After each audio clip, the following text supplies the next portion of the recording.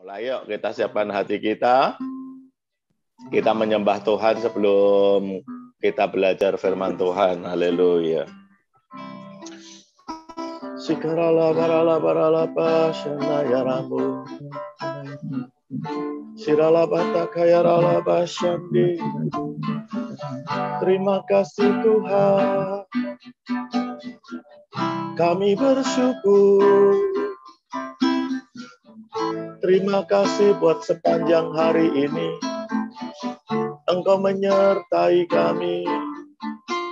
Terima kasih. Kami bersyukur buat waktu yang Kau beri. Kami boleh menyembah-Mu. Kami bisa belajar firman-Mu. Terima kasih buat pemeliharaan-Mu.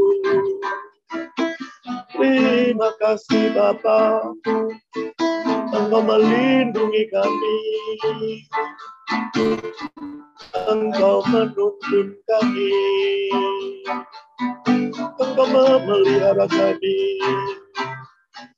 Haleluya. Untuk kasih setia-Mu dan kasih sayang-Mu. Haleluya. Terima kasih. Sikarala barala barala barala barala. Shirala barala barala.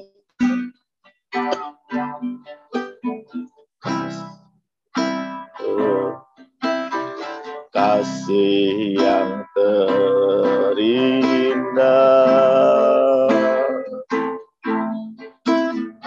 hati yang mulia, hanya ku temukan di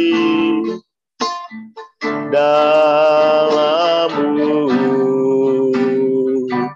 Yesusku.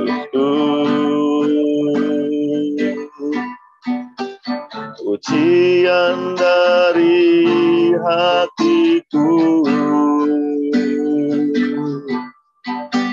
selalu di setiap waktuku. Tiada pernah berubah kasih-Ku. Kita katakan kasih yang terindah, kasih yang terindah, hati yang mulia, hati yang mulia, hanya ku temukan di dalam-Mu, Yesusku. Pujian dari hatiku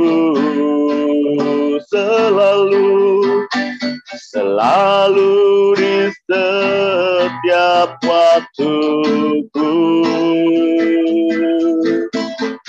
Tiada pernah berubah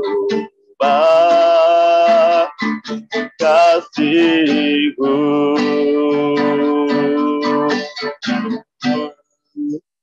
Karya terbesar dalam hidupku, pengorbanan-Mu yang selamatkanku. Engkaulah harta yang tak ternilai, yang ku miliki dan ku hargai. Engkau Yesus ku kagumi. Karya terbesar karya terbesar dalam hidupku, pengorbananmu yang selamatkanku. Engkaulah harta yang tak ternilai, yang ku miliki dan ku hargai. Yesus, Engkau ku kagumi, karya terbesar, karya terbesar dalam hidupku, pengorbananmu yang selamatkanku. Engkaulah harta yang tak ternilai, yang ku miliki dan ku hargai. Yesus, Engkau ku kagumi. Sekali lagi kita katakan, karya terbesar, karya terbesar dalam hidupku, pengorbananmu yang selamatkanku.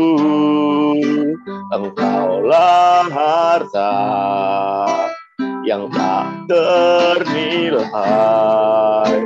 yang ku miliki dan ku hargai. Yesus, Engkau ku kagumi. Sekali lagi kita katakan,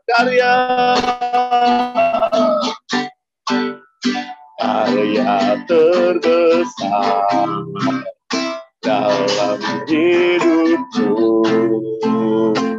pengorbananmu yang selamatkanku. Engkaulah harta yang tak ternilai, yang ku miliki dan ku hargai. Yesus, Engkau ku kagumi. Yesus, Yesus, Engkau ku kagumi. Yesus, Yesus, Engkau ku kagumi. Mari kita sembah Tuhan. Yesus, Engkau ku kagumi. Engkau harta terindah yang kami miliki. Haleluya.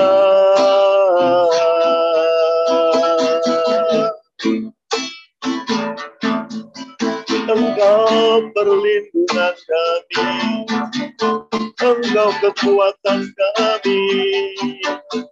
Bersamamu kami takkan goyah.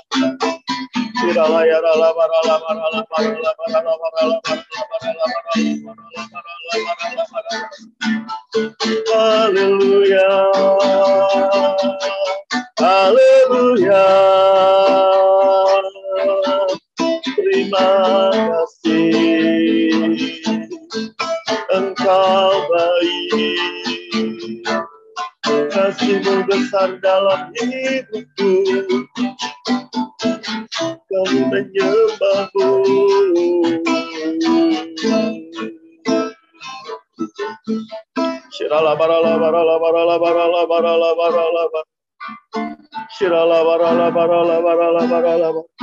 Biar dimanapun kami berada, Roh Kudus menjamah setiap kami. Roh Kudus jamah, Roh Kudus jamah. Roh Kudus melembutkan setiap hati kami. Roh Kudus menerangi setiap hati kami. Roh Kudus melawat setiap kami. Tuhan jamah. Yang lemah Tuhan kuatkan. Yang letih, lesu, beban berat, Tuhan lawat hari ini. Tuhan lawat hari ini.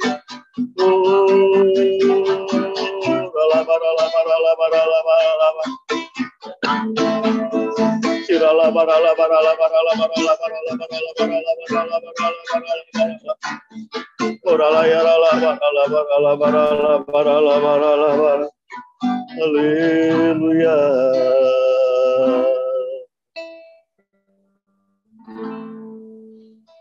Saya persilakan Lause untuk berdoa. Terima kasih Pak Gem. Tuhan Yesus, hari ini hamba di sini untuk menyampaikan pesan-Mu mengenai sukacita dalam kerendahan hati. Meskipun hamba yang menyampaikan pesan ini, hamba belum rendah hati. Karena itu Tuhan, kuduskanlah hamba dalam kebenaran, dalam firman. Dan saya berdoa agar pesan ini bukan pesan Anda secara keseluruhan. Saya berdoa agar berkat dan pengurapan Engkau ada pada hamba sendiri, pada umat-Mu, dan yang paling penting, bagaimana penerapannya dalam hidup kami. Terima kasih Tuhan Yesus, dalam nama-Mu kami berdoa. Amin. Saudara, hari ini kita sudah masuk ke bab 2 dari kitab Filipi, yaitu mengenai pikiran yang rendah hati, pikiran yang tunduk. Ya, jadi ada 3 video nanti, 3 sesi pengajaran. Yang pertama, sukacita dalam kerendahan hati, ini teladannya Tuhan Yesus sendiri. Sukacita dalam mengerjakan keselamatan, teladannya adalah Rasul Paulus sendiri. Dan untuk yang ketiga, teladannya adalah Timotius dan Epaphroditus. Jadi Tuhan, Rasul, dan orang Kristen biasa. Jadi lengkap. Artinya apa? Pikiran yang rendah hati tidak hanya dimiliki oleh orang-orang elit, tetapi berlaku untuk seluruh orang Kristen, saudara. Oke, hari ini saya akan mulai sukacita dalam kerendahan hati dengan teladan Tuhan Yesus sendiri. Saudara, orang lain bisa merampas sukacita kita. Orang Paulus menghadapi masalahnya dengan orang-orang di Roma dan juga dengan orang-orang di Filipi. Nah, yang terakhir inilah yang paling mengkhawatirkannya. Ketika Epaphroditus membawa hadiah yang murah hati dari gereja di Filipi dan kabar baik tentang kepedulian gereja terhadap Paulus, dia juga membawa kabar buruk tentang kemungkinan ada perpecahan dalam keluarga gereja di Filipi. Jadi di Filipi ada 2 ancaman ganda terhadap kesatuan gereja. Pertama datangnya dari luar, yaitu guru-guru palsu.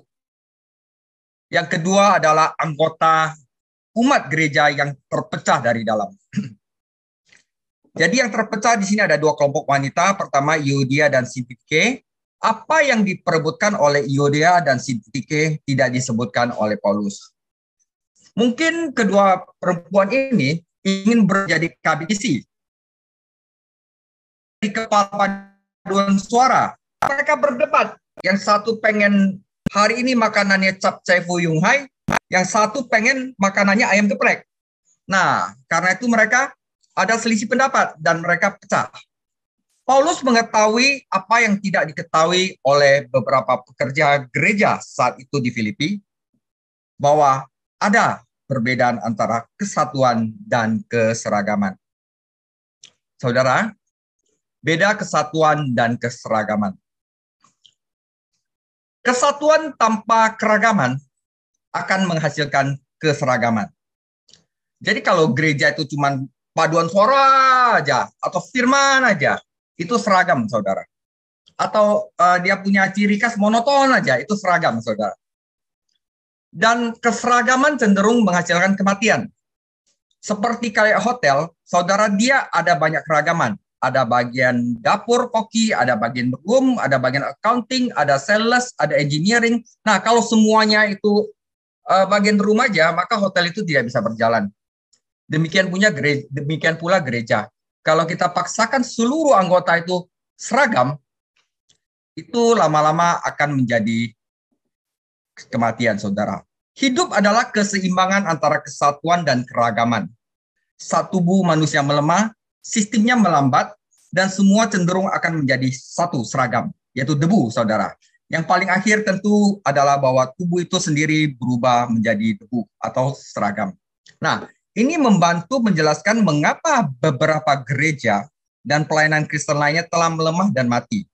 Tidak ada keragaman, tidak ada inovasi, tidak ada kreativitas, tidak dibangkitkan orang-orang untuk memakai talentanya, karunia rohnya untuk membangun tubuh Kristus.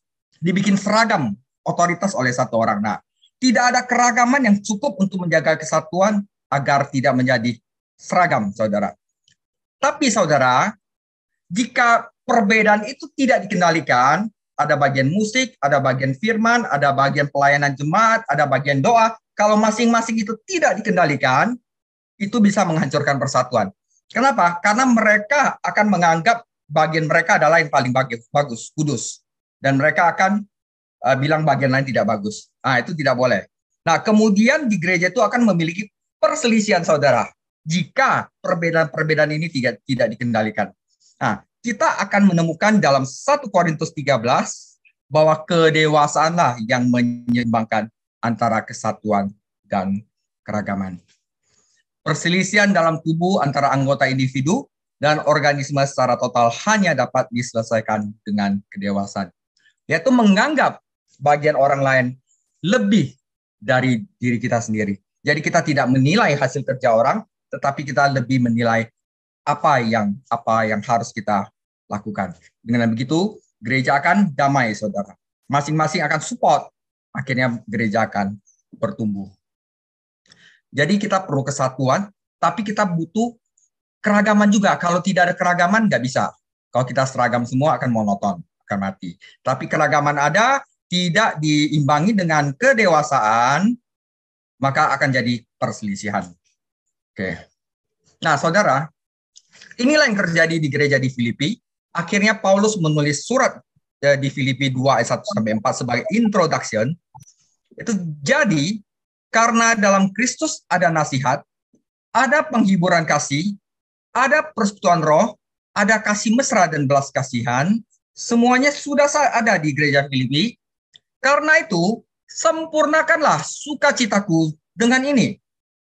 Hendaklah kamu sehati sepikir dalam satu kasih, satu jiwa, satu tujuan, dengan tidak mencari kepentingannya sendiri atau puji-pujian yang sia-sia. Sebaliknya, hendaklah dengan rendah hati yang seorang menganggap yang lain lebih utama daripada dirinya sendiri, dan janganlah tiap-tiap orang hanya memperhatikan kepentingannya sendiri, tetapi kepentingan orang lain. Jadi masalah apa ada gereja Filipi? Yaitu kesombongan. Masing-masing pengen nonjol. Akhirnya mereka berselisih. Nah, karena itu Paulus menulis surat di Filipi 2 adalah seperti ini mengenai rendah hati. Nah, saudara, nasihat Paulus untuk merendahkan hati. Kesatuan spiritual yang timbul karena kerendahan hati itu datang dari dalam, dari hati orang-orang yang tidak pengen puji-pujian, yang tidak pengen ribut hanya karena ingin menang, saudara. Ini adalah masalah hati, saudara. Kalau keseragaman adalah hasil dari tekanan dari luar. Itulah sebabnya mengapa Paulus membuka bagian ini dengan menarik motivasi spiritual setinggi mungkin. Karena orang-orang percaya di Filipi ada di dalam Kristus, mereka ada Kristus di dalamnya. Ini seharusnya mendorong mereka untuk bekerja menuju kerendahan hati, kesatuan, dan kasih. Bukannya perpecahan dan persaingan.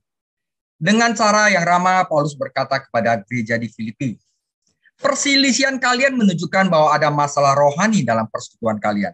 Itu tidak akan diselesaikan dengan aturan atau ancaman.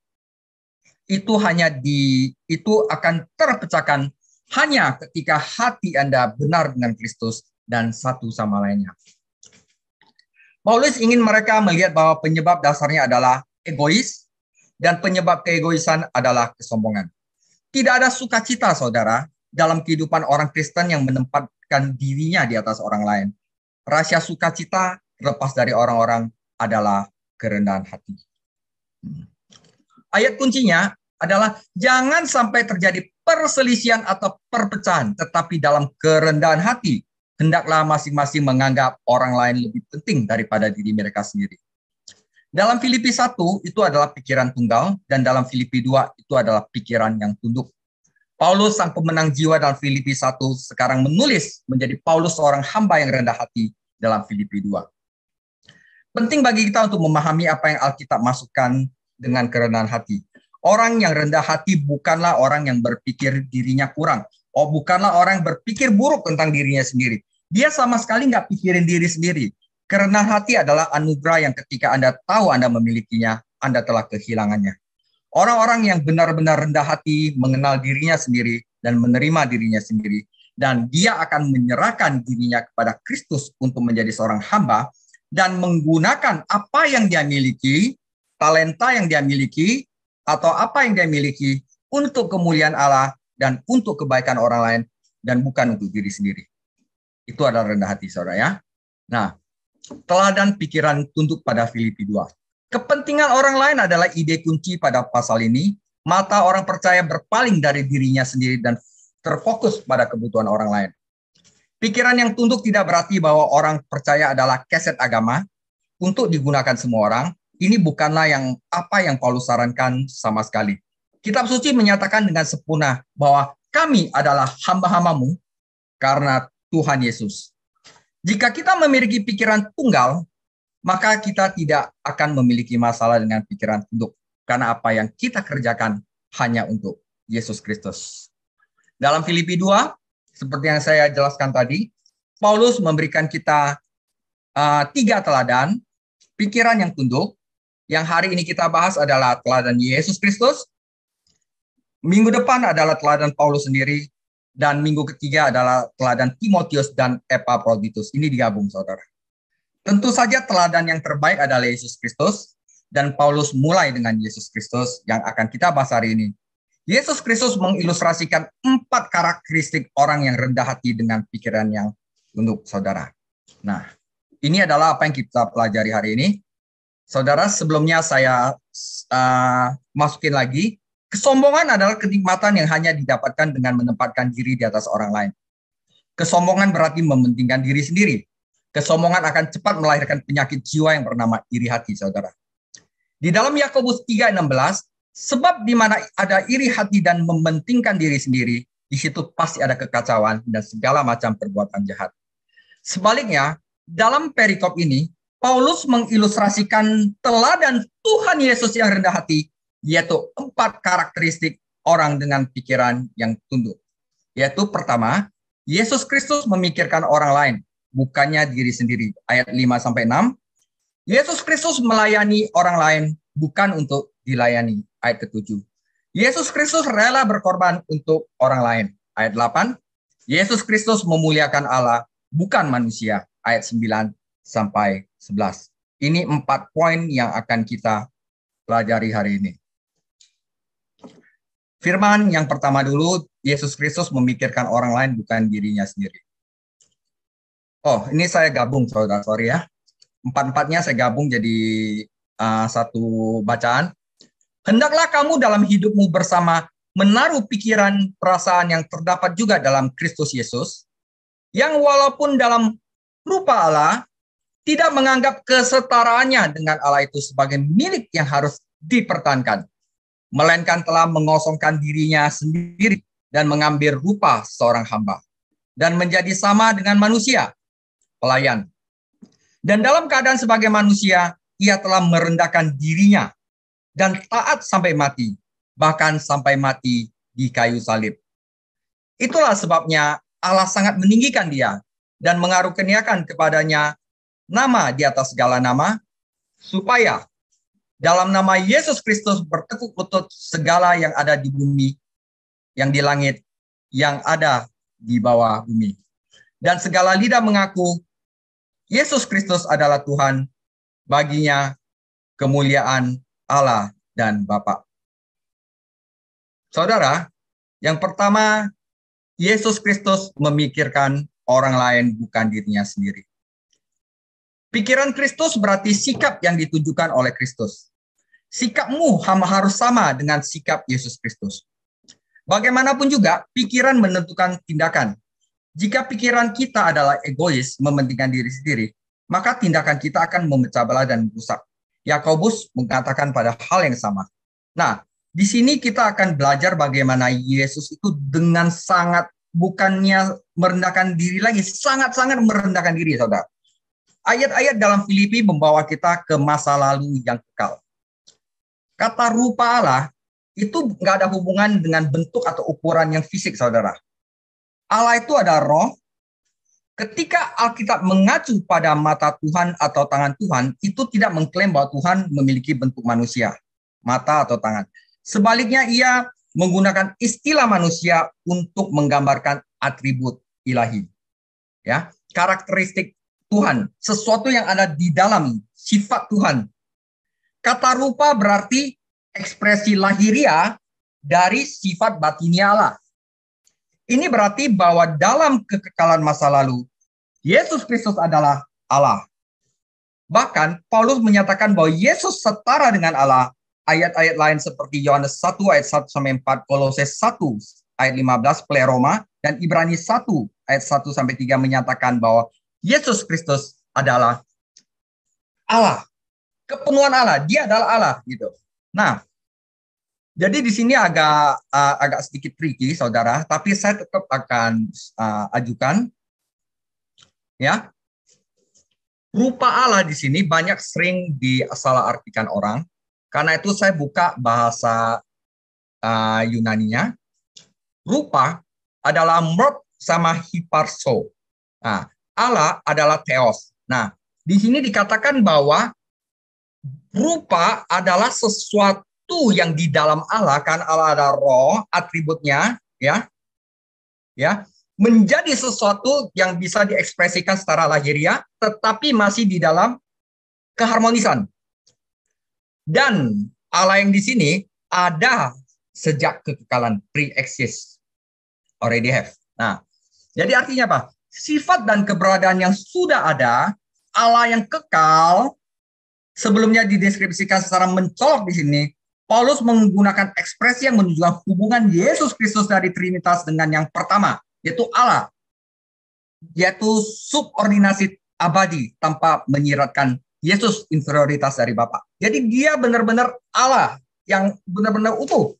Sebagaimana Bapa tidak dapat tanpa Putra, sebagaimana makhluk tidak dapat tanpa citranya, demikian pula ketuhanan dalam pribadi kedua, yaitu Yesus Kristus, memiliki sifat Allah yang sepenuhnya, yaitu atribut esensial dan kemuliaan ilahi, yang waktu dia menjadi manusia, dia tanggalkan semuanya, tanpa kehilangan keilahiannya dan dari keberadaan kekalnya.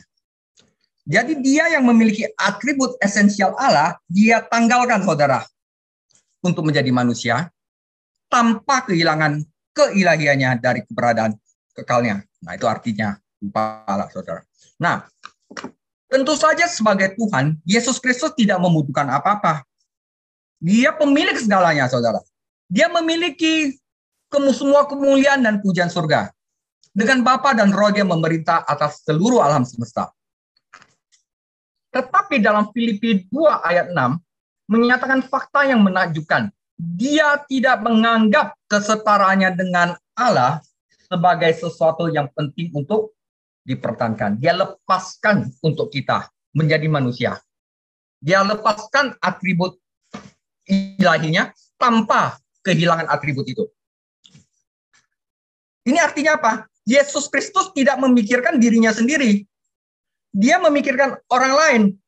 Pikirannya atau sikapnya adalah kerendahan hati yang tidak mementingkan diri sendiri tetapi orang lain. Ini adalah pikiran Kristus, saudara.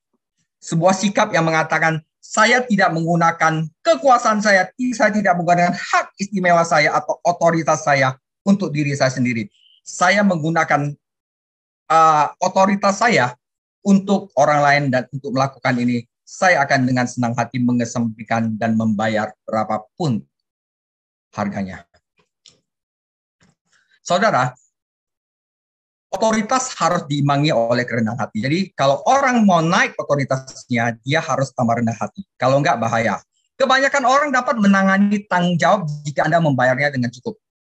Tetapi dibutuhkan pemimpin sejati untuk mampu melepaskan hak istimewanya, otoritasnya untuk melayani orang lain. Seorang pemimpin akan menggunakan hak istimewanya untuk membantu orang dan membangun organisasi. Orang yang sombong akan melaluinya demi orang lain, yaitu demi kita seorang.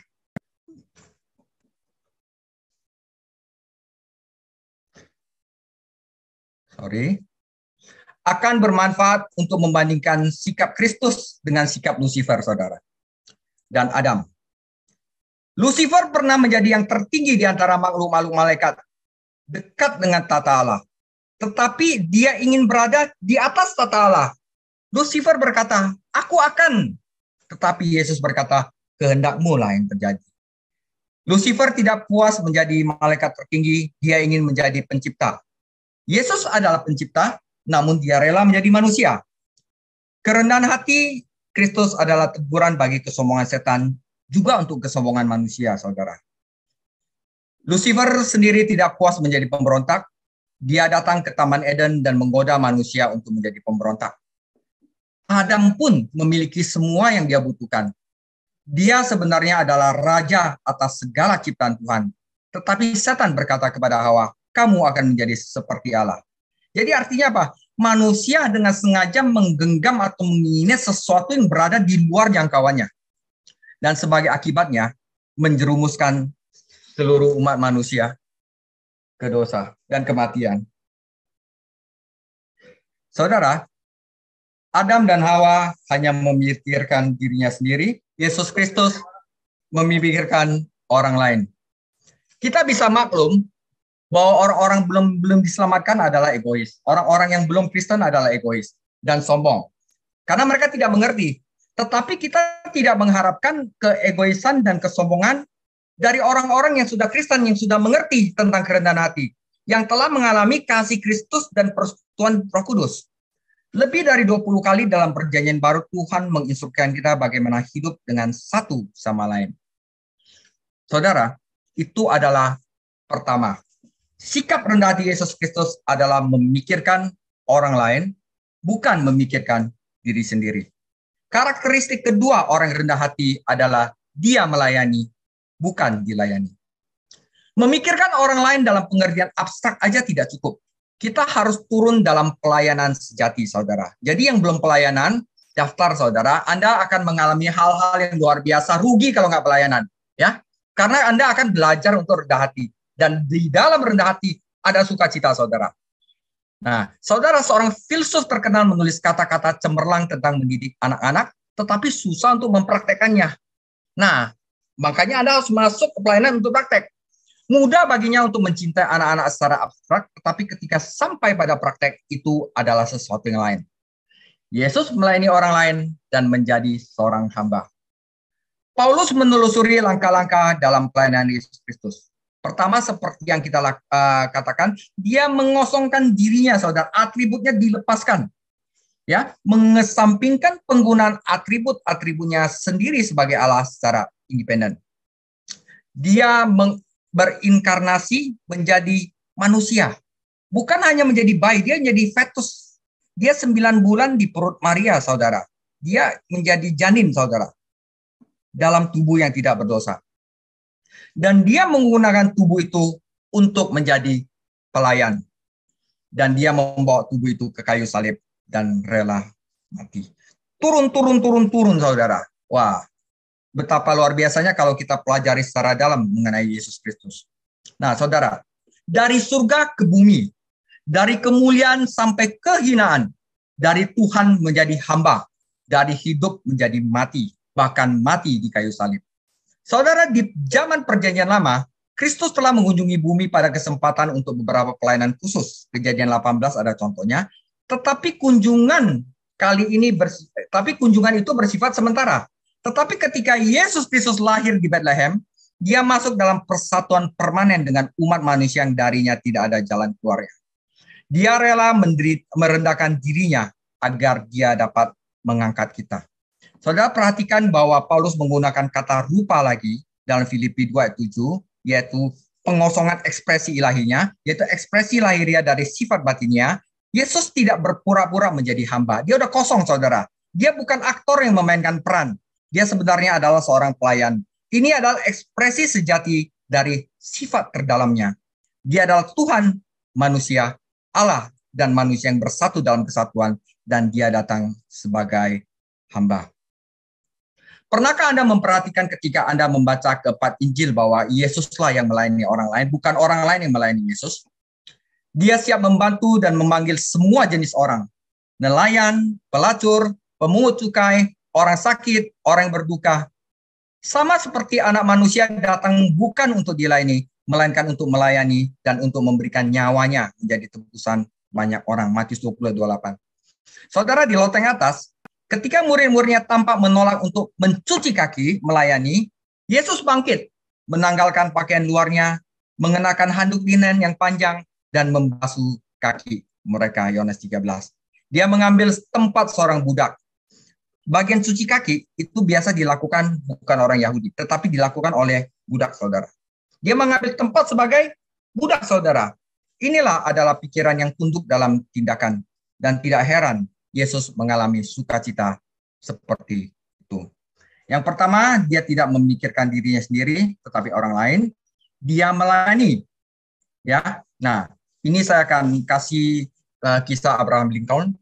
Selama perang saudara di Amerika, Jenderal George McClellan ditugaskan untuk memimpin pasukan besar Potomac, terutama karena opini publik berpihak padanya. Dia menganggap dirinya sebagai pemimpin militer yang hebat dan senang mendengar orang-orang memanggilnya Napoleon Muda. Sombong, saudara. Namun penampilannya kurang sensasional. Presiden Lincoln menugaskannya sebagai kepala jenderal, berharap ini akan mendapatkan beberapa tindakan nyata dari George McClellan, tetapi dia masih menunda-nunda. Suatu malam, Presiden Lincoln dan dua anggota stafnya pergi mengunjungi McClellan hanya untuk mengetahui bahwa dia ada di rapat militer pasukan Potomac. Ketika pria ini duduk menunggu dan 1 jam kemudian sang jenderal tiba ke rumah. Tanpa memperhatikan di situ ada Presiden Lincoln, McClellan naik ke atas kamarnya dan tidak kembali lagi. Setengah jam kemudian, Lincoln mengirim pelayan untuk memberitahu McClellan bahwa orang-orang itu sedang menunggu. Pelayan itu kembali untuk melaporkan bahwa McClellan telah pergi tidur, saudara. Nah, rekan-rekannya marah. Lincoln hanya bangkit dan memimpin jalan pulang. Saudaraku, sudahlah, ini bukan waktunya untuk menonjolkan etiket atau martabat pribadi. Jelas Presiden. Saya yang akan menggantikan posisi McClellan jika itu hanya membawa kita sukses. Dia gantikan posisi jenderalnya. Dia itu presiden loh, saudara. Nah, sikap rendah hati inilah yang membantu menjadi Lincoln orang yang hebat dan menjadi presiden yang hebat. Dia tidak memikirkan dirinya sendiri. Dia berpikir untuk melayani orang lain.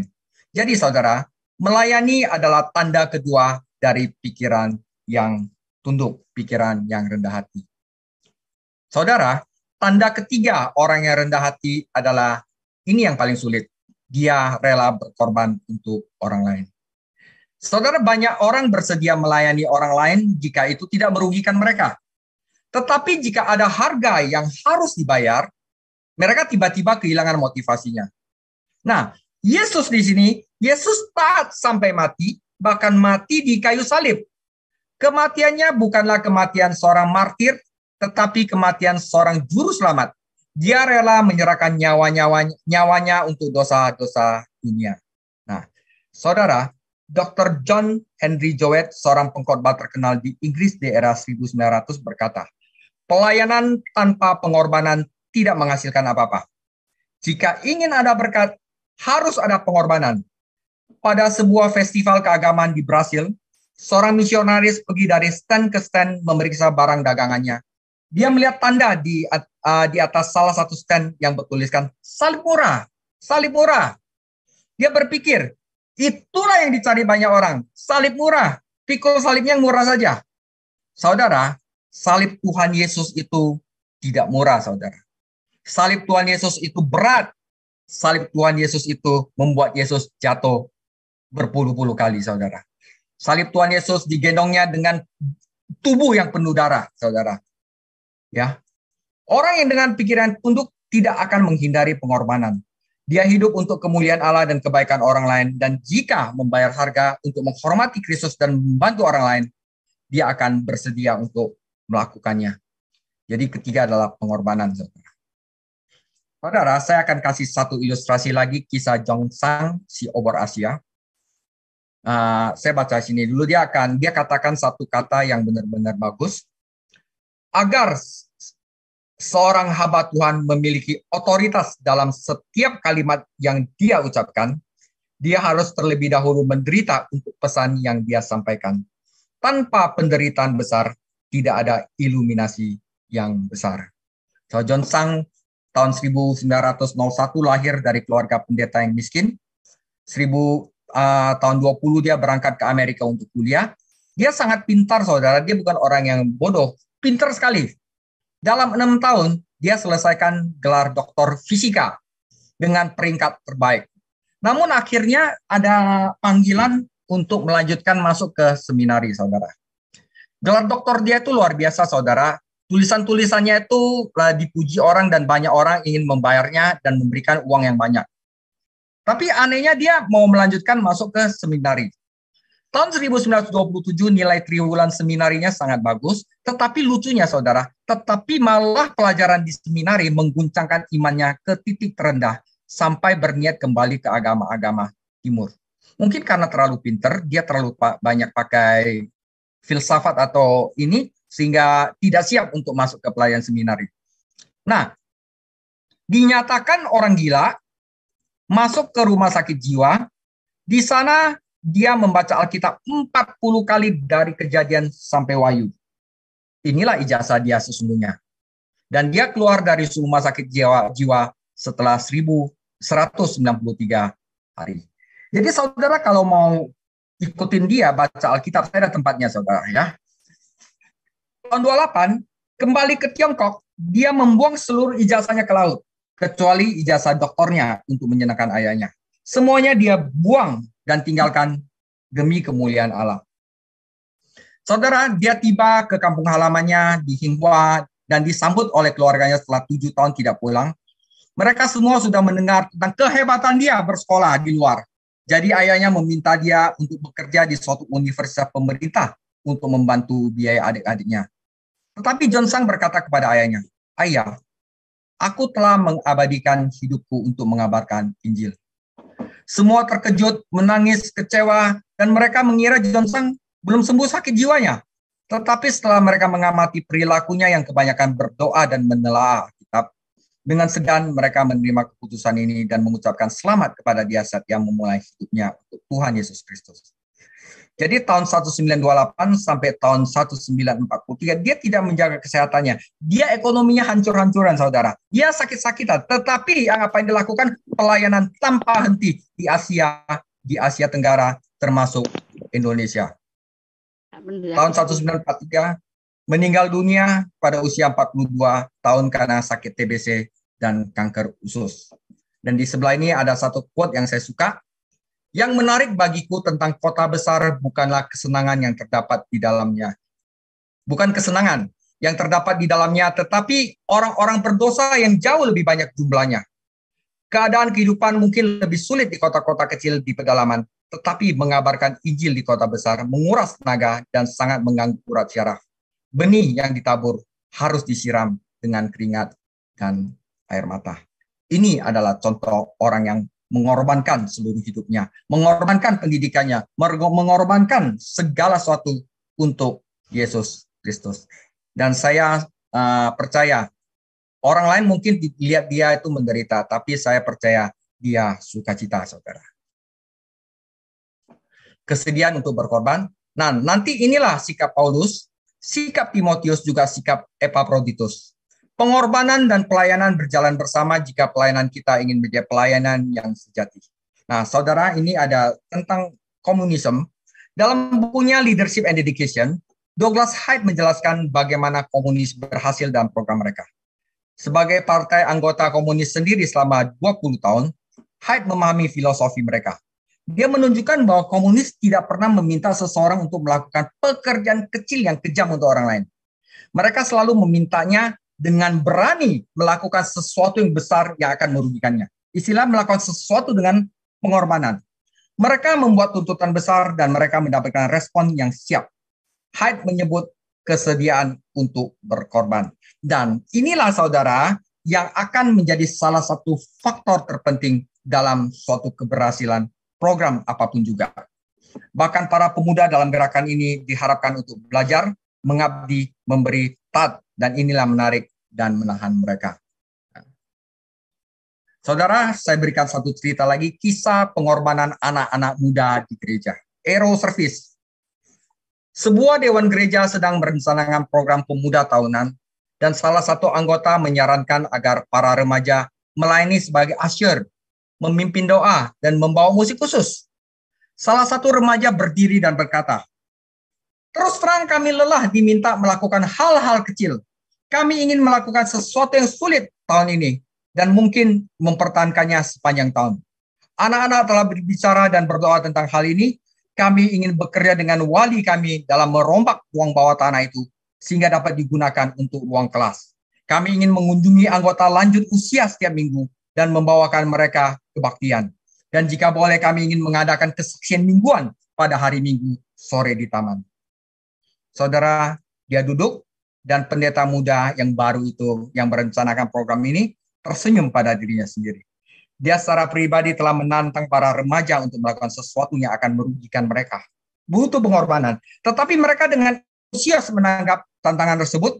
Dia tahu bahwa pengorbanan diperlukan jika akan ada pertumbuhan dan pelayanan yang sejati. Jadi ketiga itu adalah pengorbanan, saudara. Ujian dari pikiran yang tunduk bukan hanya seberapa banyak kita bersedia kita diterima dalam hal penderitaan kita sendiri, tetapi seberapa banyak yang kita bersedia berikan dalam hal pengorbanan. Banyak orang rela orang lain berkorban, tetapi mereka tidak mau berkorban untuk orang lain. Ini adalah satu paradoks kehidupan Kristen, bahwa semakin banyak kita memberi, semakin banyak kita menerima, semakin banyak kita berkorban, semakin banyak Tuhan Yesus memberkati. Inilah sebabnya mengapa pikiran yang tunduk mengarah pada sukacita, saudara. Ini hadiahnya. Ini akan membuat kita lebih seperti Kristus. Ini berarti berbagi sukacitanya, sebagaimana juga kita berbagi dalam penderitaannya. Tentu saja ketika kasih adalah motifnya, pengorbanan itu tidak pernah diukur atau diperbincangkan atau tidak pernah disombongkan. Orang yang terus-menerus berbicara tentang pengorbanannya tidak memiliki pikiran yang tunduk. Saudara, apakah ada pengorbanan yang harus Anda keluarkan untuk menjadi orang Kristen? Dan yang terakhir, saudara, ciri-ciri orang yang rendah hati adalah dia memuliakan Allah. Ini tentu saja adalah tujuan utama dari semua yang kita lakukan. Memuliakan Allah. Paulus memperingatkan kita tentang kesombongan, jenis persaingan yang mengadu domba orang Kristen dengan orang Kristen, dan pelayanan dengan kesombongan bukanlah hal yang rohani, juga tidak memuaskan, dan tidak menghasilkan sukacita. Itu sia-sia, itu kosong. Yesus merendahkan dirinya untuk orang lain, dan Allah sangat meninggikan dia. Hasil dari peninggian ini adalah kemuliaan bagi Allah. Pemulihan tubuh Tuhan kita dimulai dengan kebangkitannya. Ketika manusia menguburkan Tuhan Yesus, itu adalah hal terakhir yang dilakukan tangan manusia kepadanya. Sejak saat itu, Tuhanlah yang bekerja. Manusia telah melakukan yang terburuk bagi juru selamat, tetapi Allah meninggikan dia dan menghormati dia. Manusia memberi dia nama ejekan dan fitnah, tetapi Bapa memberi dia nama yang mulia. Dia bangkit dari kematian dan kemudian kembali dalam kemenangan ke surga, naik ke tahta Bapa. Jadi dalam pengorbanan itu ada kemuliaan, saudara. Pemuliaannya mencakup otoritas yang berdaulat atas seluruh makhluk di surga, di bumi, dan di bawah bumi. Semua nanti akan tunduk kepadanya. Seperti gagasan di bawah bumi mengacu pada yang terhilang, karena keluarga Allah ada di surga dan di bumi. Suatu hari semua orang tunduk di hadapannya dan mengaku bahwa Yesus adalah Tuhan. Tentu saja mungkin bagi orang yang membungkuk mengaku sekarang menerima anugerah keselamatannya.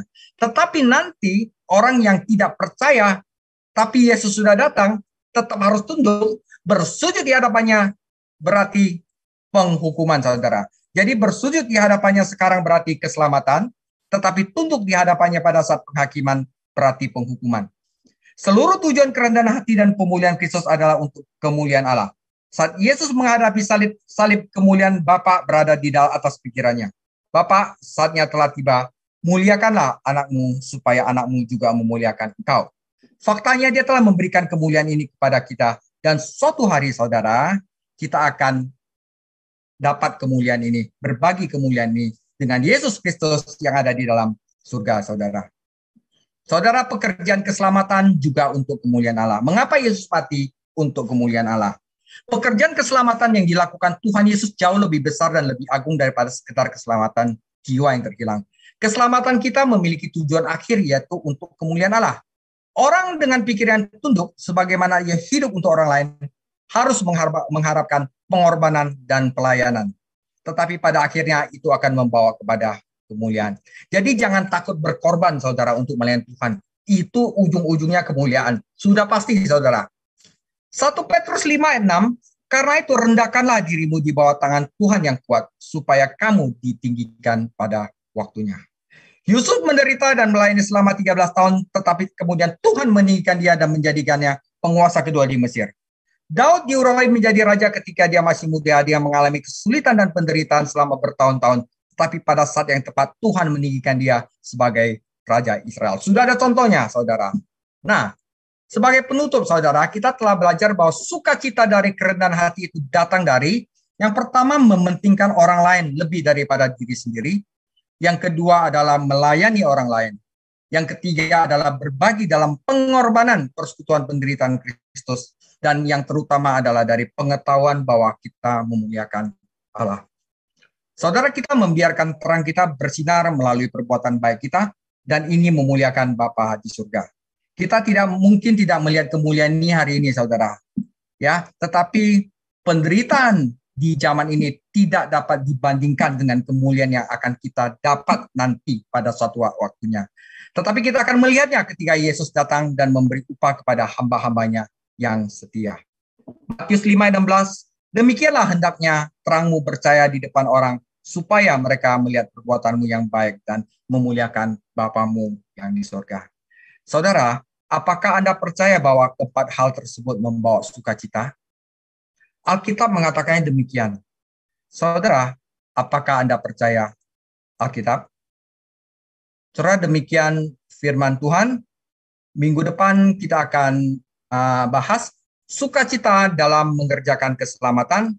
Eksegesis Filipi 2 ayat 12 sampai 18. Teladannya adalah Rasul Paulus sendiri. Tuhan Yesus memberkati. Haleluya. Kita beri kemuliaan untuk Tuhan Yesus. Puji Tuhan. Saya percaya kita semua diberkati. Kita belajar banyak tentang kerendahan hati malam hari ini, dan yang terakhir tadi bisa kita kasih judul buah dari kerendahan hati, ya. Tidak mementingkan diri sendiri, mementingkan orang lain, melayani, ya. Itu buah daripada kerendahan hati, bisa dilihat di situ. Nah, kemudian untuk rendah hati, puji Tuhan, kita orang Kristen punya contoh, yaitu Tuhan Yesus. Ya, kemarin waktu kapan ya, saya diajak Ios nongkrong di kafe gitu ya. Dan saya tertuju pada sebuah plang gitu ya, sebuah plang itu. Tulisannya gini, saudara, keren sih, bagi saya keren sekali. Tulisannya gini, langit tidak pernah berkata, aku paling tinggi. Wah, waktu saya lihat itu ini luar biasa. Jadi langit itu tidak pernah berkata, aku paling tinggi. Ya, artinya kan berarti kalau orang berkata aku paling tinggi, berarti dia belum tinggi. Kalau orang berkata aku paling kaya, dia belum kaya. Nah, orang kaya nggak pernah berkata aku paling kaya, karena dia diem aja udah kaya. Orang pinter nggak pernah berkata aku paling pinter. Kenapa? Ya karena dia udah pinter kan. Tetapi orang-orang yang nggak pinter itu aja yang teriak-teriak, pengen membuktikan dirinya pinter, ya kan. Puji Tuhan. Kalau tadi kita belajar John Sang, obor Asia, malam hari ini kita diajar Pastor David Chang, obor Grand Usu. Haleluya, ya kan. Dan yang terakhir, kerendahan hati kita juga bisa kita dapatkan dengan siapa kita bergaul. Waktu orang bergaul dengan baik, dia menjadi baik. Waktu orang bergaul dengan orang yang rendah hati, dia menjadi rendah hati.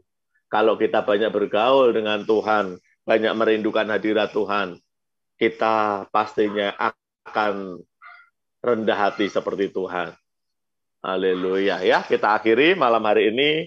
Yuk, kita satukan hati kita menyembah Tuhan. Kita naikkan pujian ini.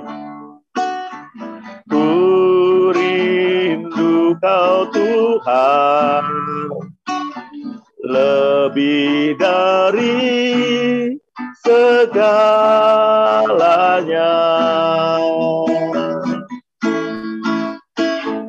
Ku cinta Kau Yesus, Kaulah dambaan hatiku. Kita katakan ku rindu. Ku rindu Kau Tuhan, lebih dari segalanya.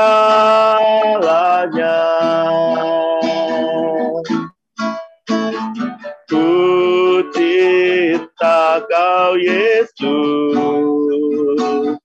Kaulah dambaan hatiku. Ku sembah Kau, ku puji Kau selamanya, tinggal di hadirat-Mu yang ku mau menyenangkan-Mu.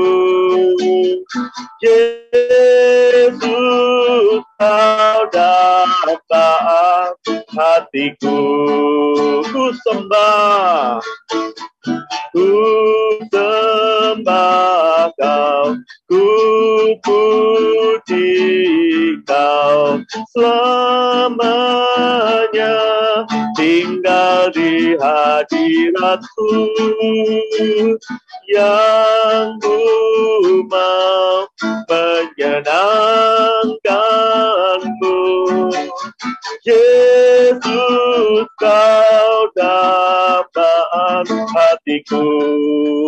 Katakan ku sembah. Ku sembah Kau, ku puji Kau selamanya, tinggal di hadirat-Mu yang ku mau menyenangkan-Mu. Yesus, Kau dambaan hatiku. Yesus, Kau dambaan hatiku. Yesus, Kau dambaan hatiku. Mari kita sembah Tuhan. Haleluya, haleluya. Terima kasih. Haleluya. Terima kasih Tuhan. Satu hal yang kami rindukan dalam hidup ini, biarlah kami senantiasa rindu untuk dekat dengan Engkau. Terima kasih Bapa, terima kasih. Kami bersyukur untuk pengajaran malam hari ini, untuk kami belajar rendah hati, memiliki sikap hati yang menyenangkan hati Tuhan. Terima kasih Tuhan, terima kasih. Orala ya rala barala. Malam hari ini Kau periksa setiap hati kami. Tuhan jamah, Roh Kudus, lawat kami. Beri hati-Mu dalam hati kami. Beri hati-Mu Tuhan. Beri hati-Mu Tuhan. Biar kami menjadi orang-orang yang rendah hati. Waktu Tuhan tegur kami segera menyadarinya, dan kami segera bertobat. Waktu seseorang mengingatkan kami, maka kami boleh mendengar masukan, nasihat orang-orang di sekitar kami, supaya tetap lurus jalan kami. Terima kasih Bapak, terima kasih. Mari Engkau taruh kerinduan dalam hati setiap kami, untuk kami membangun kehidupan yang rendah hati ya Tuhan. Terima kasih Tuhan, terima kasih. Orala pasikrala barala barala barala barala. Terima kasih Tuhan. Berkat-Mu turun atas setiap kami malam hari ini. Jamah, jamah, jamah, jamah, jamah. Berkati setiap kami, berkati setiap kami Tuhan. Terima kasih juga khususnya hamba-Mu, Pastor David Sang, Tuhan berkati. Terus Tuhan, pakai hidupnya untuk memuliakan-Mu ya Tuhan. Terima kasih, berkati Tuhan keluarganya, berkati pekerjaannya, berkati pelayanannya. Kami taruh hamba-Mu ini ke dalam tangan kasih karunia-Mu. Terima kasih Tuhan, terima kasih. Dan kalau sebentar kami mau akhiri kelas ini, mari Engkau curahkan berkat mata setiap kami. Mari kita katakan bersama. Aku percaya berkat-Mu atasku melimpah, kebajikan kemurahan selalu mengikutiku. Ku puji, ku sembah Kau Tuhan. Katakan ku puji Kau sembah Kau Yesus. Terima kasih Bapak, terima kasih, terima kasih. Mari Bapak Ibu Saudara, angkat kedua tangan-Mu depan Tuhan. Kekasih-kekasih Kristus, terimalah berkat yang berlimpah-limpah daripada Allah Bapa kita di surga, anugerah yang sempurna di dalam anaknya Tuhan Yesus Kristus, serta persekutuan yang erat Roh Kudus menyertai-Mu dari saat ini sampai Maranatha. Mari kita semua yang dikasihi dan diberkati oleh Tuhan Yesus Kristus, kita katakan, amin.